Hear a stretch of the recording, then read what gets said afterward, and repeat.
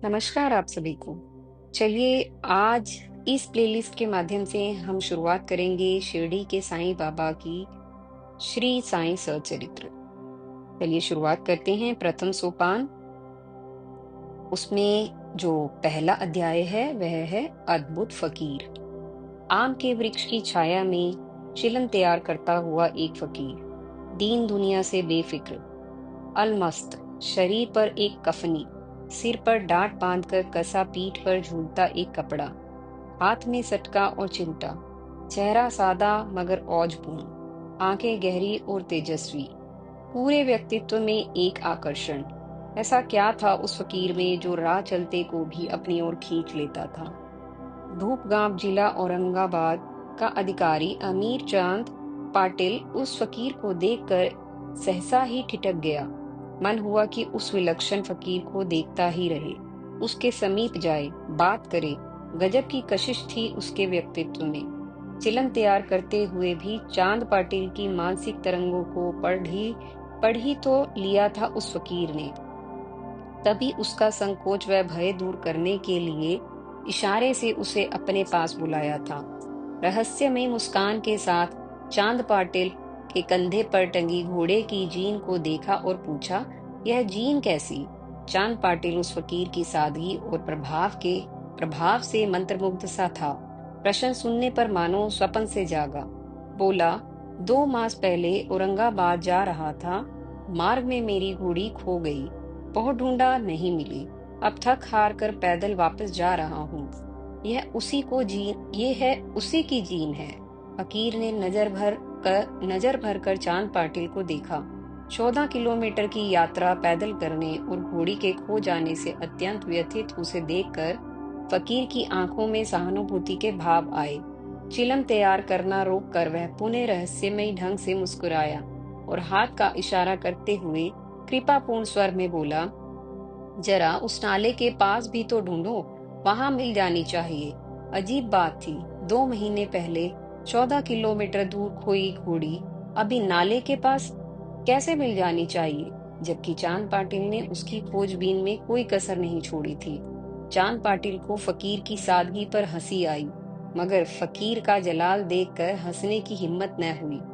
पता नहीं किस जादू में बंधा हुआ वह सम्मोहित सा नाले की ओर चल दिया।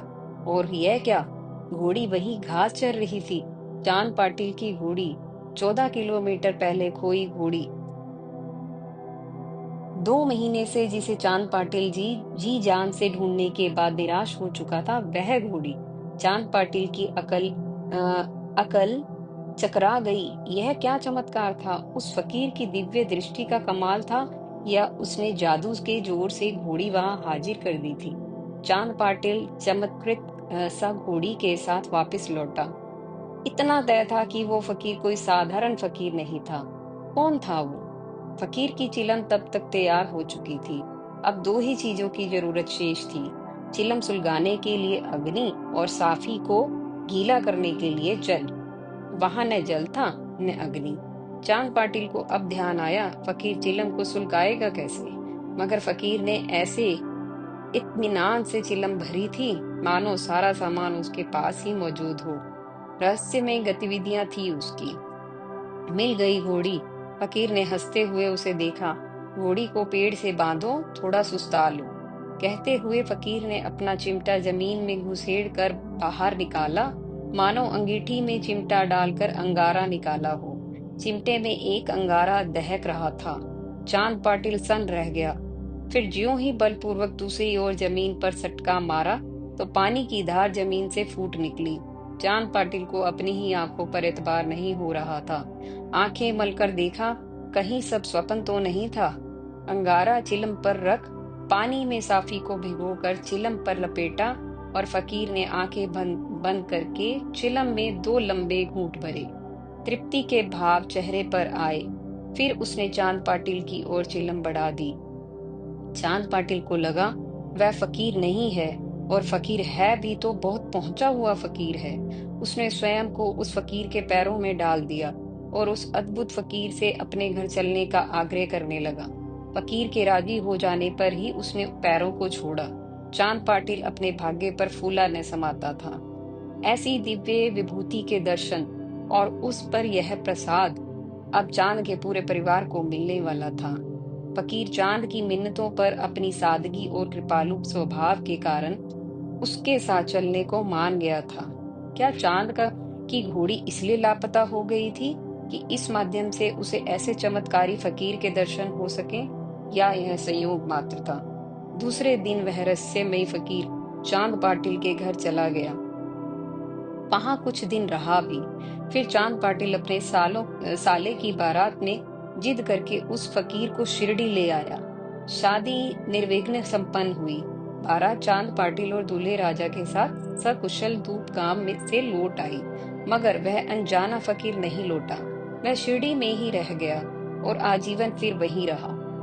विश्लेषण: चांद पाटिल की घोड़ी का खोना, फकीर की कृपा से घोड़ी का मिलना, चांद पाटिल का आग्रह मानकर फकीर का धूप गांव आ जाना, धूप गांव से बारात में शामिल होकर शिरडी पहुंचना और वहीं रुक जाना, यह सब मात्र संयोग था, या नियति की पूर्व योजना, या उस फकीर का शिरडी पहुंचने का अपना निराला ढंग? ये प्रश्न स्वाभाविक ही उठते हैं।